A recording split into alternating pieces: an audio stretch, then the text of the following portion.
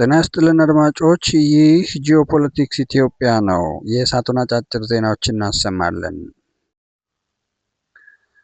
የአሜሪካ የጦር ሚኒስትር ፒት ሄግሴት ኢራን የአየር መቃወሚያ ዘዴዎቿን ድጋሜ እያደሰች ነው ሲሉ ከሰዋል። ፒት ሄግሴት በትላንትናው ዕለት ከኤንቢሲ ጋር ባደረጉት ቃለ ምልልስ እንዳስታወቁት የአየር መቃወሚያዎቿ ድጋሜ ንቁ መሆናቸውን ያረጋገጥነው በትላንትናው ዕለት የአሜሪካ የድሮን ቅኝት በምናደርግበት ሰዓት የአየር መቃወሚያ ሳይረኖችና ራዳሮች እጅግ አክቲቭ መሆናቸውን አረጋግጠናል ብለዋል። ጠቅላይ ሚኒስትር ቤንጃሚን ኔታንያሁ በፕሮቴስት እጢ ሲሰቃዩ እንደነበር ለሕዝባቸው አስታወቁም። ጠቅላይ ሚኒስትሩ በትላንትናው ዕለት በአገሪቱ ብሔራዊ ቴሌቪዥን በሚተላለፍ ንግግር እንደተናገሩት በፕሮቴስት እጢ ካንሰር ሲሰቃዩ እንደነበር እና ህመማቸውን ለ2 ወራት ደብቀው እንደቆዩ ተናግረዋል። በእስራኤል ሕግ መሰረት አንድ ጠቅላይ ሚኒስትር በየዓመቱ የጤና ሪፖርት ማቅረብ እንዳለበት ሕግ ቢደነግግም ጠቅላይ ሚኒስትሩ ከ2016 ጀምሮ ይህንን ሕግ ጥሰው በዚሁ ሲኖሩ እንደቆዩ መናገራቸውን ቢቢሲ ዘገበ። እንደ ቢቢሲ ዘገባ ጠቅላይ ሚኒስትሩ ከዚህም በተጨማሪ በልባቸው ውስጥ ከፍተኛ የሆነ የደም ግፊት ዝውውር ችግር እንዳለበትና የኤሌክትሪክ ማሽን ተቀብሮላቸው በአሁኑ ሰዓት ጤናቸው በዚህ እየተመራ መሆኑን አስታውቋል።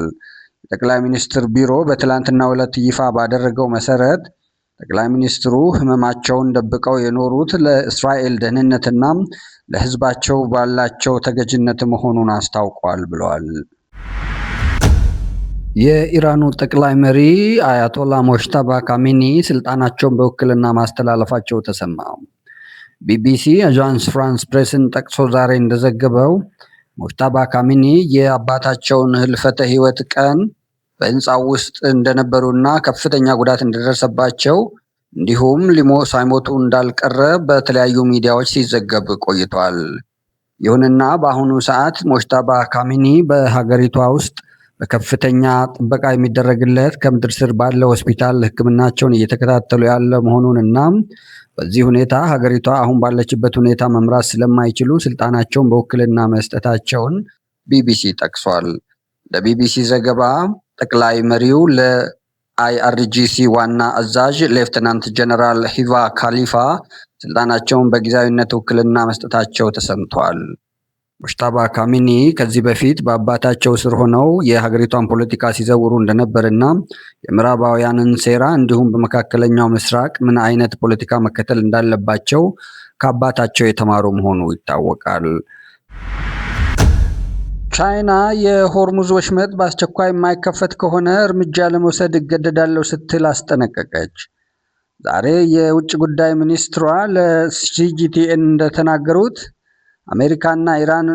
በአሜሪካና በኢራን ጦርነት ምክንያት ተዘግቶ የቆየው የሆርሙዝ ወሽመጥ በአስቸኳይ ተከፍቶ ለመርከቦቻቸው አገልግሎት የማይሰጥ ከሆነ ምናልባትም ወታደራዊ አቅም በመጠቀም መርከቦቻቸው ላይ እጀባ እንደሚያደርጉ አስታወቁ። የቻይና መርከቦች የአሜሪካና የኢራን ጦርነት ከተነሳ ጀምሮ ሆርሙዝ ወሽመጥን ያቋረጡት 2 መርከቦች ብቻ መሆናቸውን ተከትሎ በቻይና ላይ የነዳጅ እጥረት መከሰቱን ውጭ ጉዳይ ሚኒስትሩ ገልጸዋል። ውጭ ጉዳይ ሚኒስትሩ እንደተናገሩት አሜሪካና ኢራን አንዳች መፍትሄ ላይ ደርሰው ወሽመጡን የማይከፍቱት ከሆነ እኛ መርከቦቻችን አጅበን ማሳለፍ እንችላለን ሲሉ ተናግረዋል። በዚሁም መሰረት አንዳች የመርከቦቻቸው ላይ ለሚደርሱ ትንኮሳ አጸፋዊ ምላሽ ለመስጠት ለባህር ኃይሉ በፕሬዝደንቱ በኩል ትዕዛዝ እንደተሰጠው ተናግረው ይህን የሚጻረር ማናቸውም ኃይል የሚመጣ ከሆነ እንደያመጣጡ ለመመለስ ህዝባዊት ሪፐብሊክ ቻይና ዝግጁ ናት ሲሉ አስጠንቅቀዋል። ዓለም በጉጉት ሲጠብቀው የነበረው የአሜሪካና የኢራን ድርድር ሳይሳካ መቅረቱ ተሰማ። ናሽናል ዛሬ ማምሻውን ይዞት በወጣው ዘገባ የቴህራን ተደራዳሪዎች ተብለው የተሰየሙት የውጭ ጉዳይ ሚኒስትሩ የሚመራው ልዑክ ዛሬ ማምሻውን ፓኪስታንን ለቆ መውጣቱ ተሰምቷል። የአሜሪካ ተደራዳሪዎች ዋሽንግተንን ለቀው ለመውጣት ዝግጅት ላይ ሳሉ የቴህራኑ ተደራዳሪ ኢስላማባድን ለቆ እየወጣ ነው የሚል ዘገባ መሰማቱን ተከትሎ እዚያው በዋሽንግተን እንዲቆይ መደረጉ ተረጋግጧል።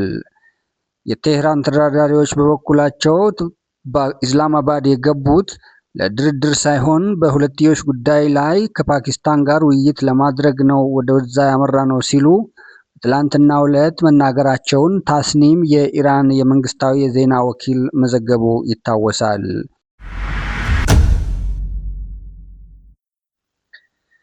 ክቡራን አድማጮች ዜናዎቻችን የእስካሁኖቹ ነበሩ። በቀጣይ ዜና እስክንገናኝ ቸርን ሰንብት።